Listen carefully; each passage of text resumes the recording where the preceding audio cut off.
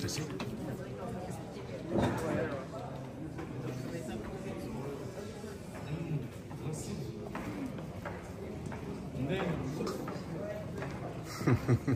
Ah ouais. Rolls.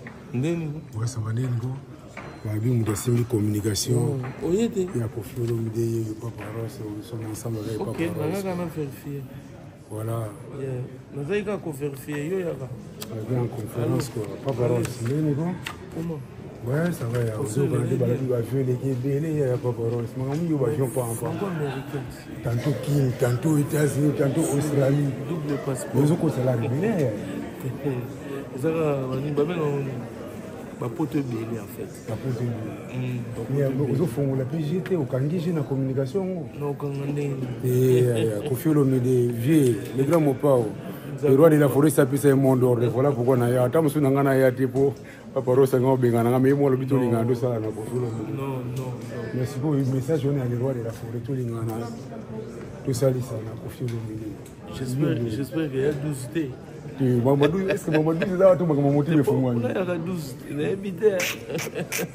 J'espère que ils ont 12 thés. J'espère qu'il y a 12 thés. Fais pas comme le code 16. Ah, comme le code 16.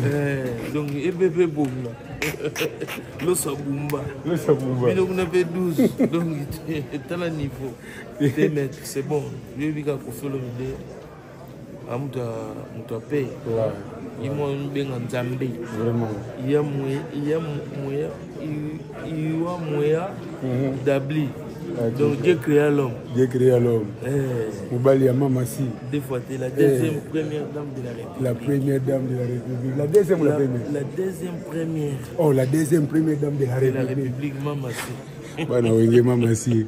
On n'a pas parole. Donc, quand on voit pas parole, directement, on voit Kofi Olomide. Parce que lui, c'est le chargé de la communication de Kofi Olomide. D'où profite rapidement. Ils n'ont pas parole.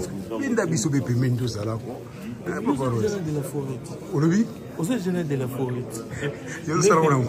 Non, mais Alex Ntima n'a habité où tu Amérique. Oui. Ah, on a un bon gangaï. Il y a comme pas avant, mais. Chigo, yo, tout va ébiquer. On a Alex Ntima. Donc il y a le roi de la forêt. Neni Arena, il est bien. Non, Arena, c'est bon. Tu es à Londres, tu es allé en musique.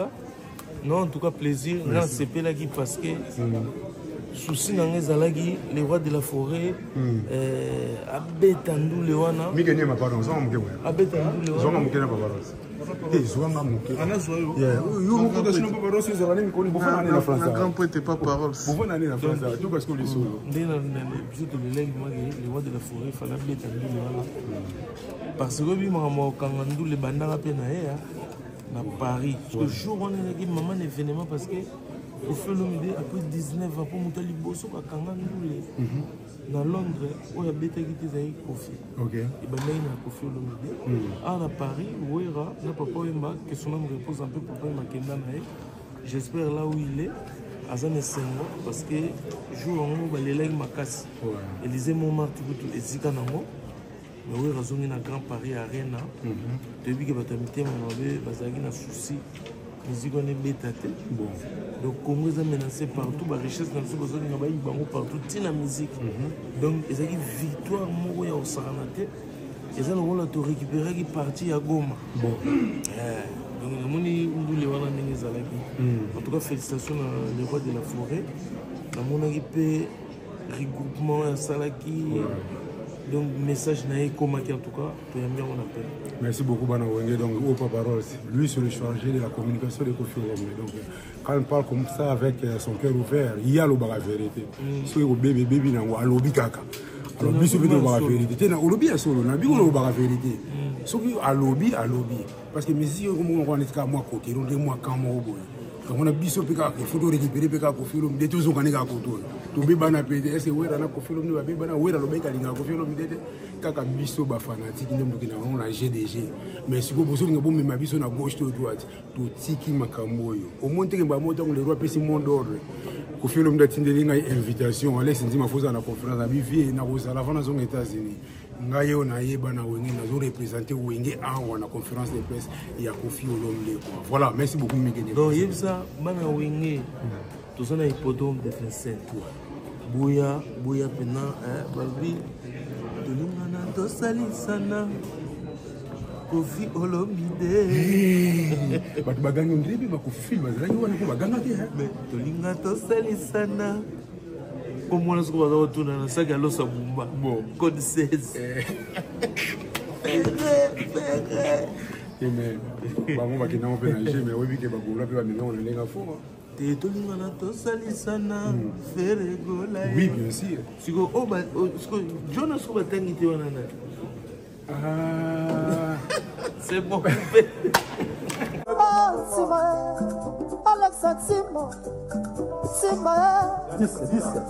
Alexa Timo nzambe kutu moto asala motema akomana ekokamwanga ndenge nakomi so yanga cercueil ofandaka yo moko naka te yawe razono zako nasoka kiko ayayani yawe razono zako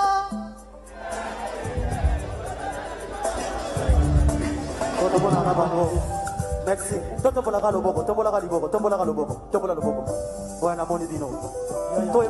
Bonjour, nous sommes la team Lily Decoration. Notre staff est basé aux États-Unis d'Amérique.